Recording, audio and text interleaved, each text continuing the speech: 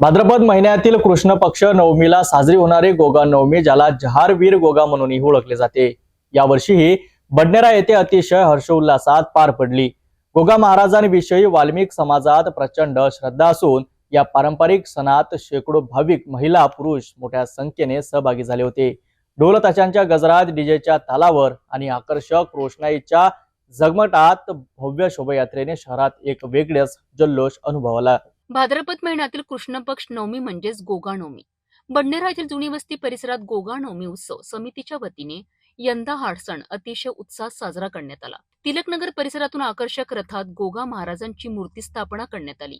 ढोल ताशांच्या गजरात, डीजेच्या तालावर आणि आकर्षक विद्युत रोषणाईतून ही शोभायात्रा काढण्यात आली। जुनी वस्तीतील गांधी विद्यालय, नवी वस्ती, समता चौक, जय हिंद चौक, जयस्तंभ चौक मार्गे ही भव्य शोभायात्रा पार पडली।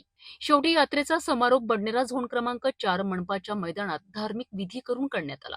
या शोभायात्रेत वाल्मिक समाज बांधवांसोबतच इतर धार्मिक भाविकांचाही मोठ्या संख्येने सहभाग होता। महिलांनी पारंपरिक वेशभूषेत तर पुरुषांनी ढोल ताशांच्या निनादात गोगा महाराजांच्या जयघोषात उत्सव रंगविला। तरुणाईने डीजेच्या तालावर ठेका धरत जल्लोष केला।